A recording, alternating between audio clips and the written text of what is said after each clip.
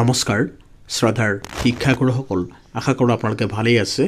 এইবাৰ বিত্তমন্ত্ৰী অজন্তা নেওগৰ এক বিশেষ সুখবৰ বিনামূলীয়া জীৱন লাভ কৰিব শিক্ষক কৰ্মচাৰীসকলৰ কাৰণে খুব এটা ভাল খবৰ। অসমৰ যিসকল চৰকাৰী কৰ্মচাৰী আছে তেওঁলোকৰ এটা ভাল খবৰ কঢ়িয়াই লৈ আহিছে বিত্তমন্ত্ৰী অজন্তা নেওগে।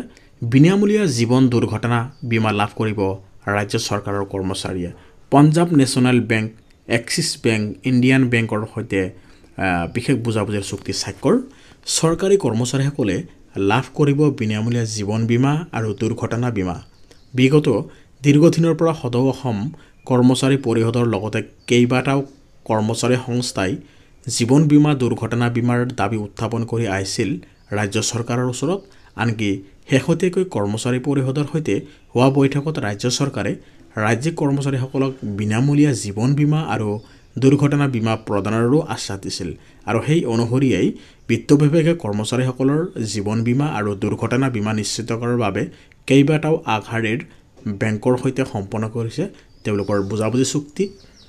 বিত্ত বিভাগে Punjab national bank, axis bank আৰু ইণ্ডিয়ান বেংকৰ সৈতে বিনামূলীয়া জীৱন বীমা আৰু দুৰ্ঘটনা বীমা প্ৰদানৰ লক্ষ্যৰে বুজাবুজি চুক্তি স্বাক্ষৰ কৰে। মন্ত্ৰী অজন্তা নেওগে সামাজিক মাধ্যমযোগে এই তথ্য প্ৰকাশ কৰি জানিবলৈ দিয়া অনুসৰি প্ৰতিগৰাকী নিয়মীয়া কৰ্মচাৰীৰ টাৰ্ম লাইফ ইঞ্চুৰেঞ্চ 10 লাখ টকা। আনহাতে দুৰ্ঘটনা বীমাৰ ক্ষেত্ৰত এজন কৰ্মচাৰীৰ যদি দুৰ্ঘটনাত মৃত্যু হয় তেনেহ'লে 1 কোটি টকা লাভ কৰিব। দুৰ্ঘটনাত সম্পূৰ্ণভাৱে অক্ষম হ'লেও 1 কোটি টকা, গুৰুত্বভাৱে অক্ষম হ'লে 80 লাখ টকা লাভ কৰিব। বিমান দুৰ্ঘটনাত মৃত্যু হ'লে কৰ্মচাৰীজনে লাভ কৰিব 2 কোটি টকা। মন কৰিবলগীয়া যে বিগত বৰ্ষৰ ছেপ্টেম্বৰ মাহত ৰাজ্যিক কেবিনেট কৰ্মচাৰীসকলৰ বাবে নিৰ্ধাৰিত এক ব্যাপক জীৱন বীমা আঁচনিৰ অনুমোদন জনাইছিল।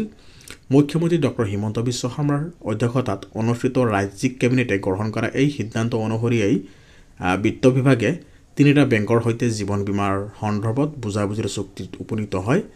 কেবিনেটে পূৰ্বে গ্ৰহণ কৰা সিদ্ধান্ত অনুসৰি প্ৰতিগৰাকী ৰাজ্য চৰকাৰৰ কৰ্মচাৰীৰ দৰমহাৰ ওপৰত ভিত্তি কৰি বিনামূলীয়া এই জীৱন বীমা কভাৰেজ প্ৰদান কৰা হ'ব। ৰাজ্যৰ বিত্ত বিভাগে গ্ৰহণ কৰা এই সিদ্ধান্তক লৈ উৎফুল্লিত হৈ পৰিছে কৰ্মচাৰী সমাজ।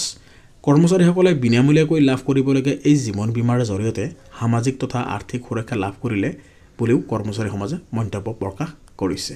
এইদৰে বিনামূলীয়া জীৱন বীমা, দুৰ্ঘটনা বীমা লাভ কৰিব ৰাজ্যৰ শিক্ষক কৰ্মচাৰীসকলে। গতিকে এই কৰ্মচাৰীসকল সম্পূৰ্ণভাৱে চৰকাৰৰ গঠ হ'ব লাগিব। কণ্ট্ৰেকচুৱেল শিক্ষক কৰ্মচাৰীসকলে এই সুবিধা লাভ কৰিব নে নাই এতিয়ালৈকে কোনো স্পষ্ট নিৰ্দেশনা অহা নাই। কিন্তু অসম চৰকাৰৰ আওতাত যিবিলাক কৰ্মচাৰী আছে তেওঁলোকে এই সুবিধাটো লাভ কৰিব বুলি এতিয়ালৈকে প্ৰকাশ পাইছে। গতিকে কণ্ট্ৰেকচুৱেল আৰু অন্যান্য ডিপাৰ্টমেণ্টত যিসকল ঠিকাভিত্তিক কৰ্মচাৰী আছে তেওঁলোকে এই সুবিধাৰ বা আইনৰ আওতালৈ আহিব নে নাই এতিয়ালৈকে স্পষ্ট হোৱা নাই। নিশ্চয় আমি আপোনালোকক সময়মতে জনাম। আমাৰ চেনেল চাই থাকিব। ধন্যবাদ।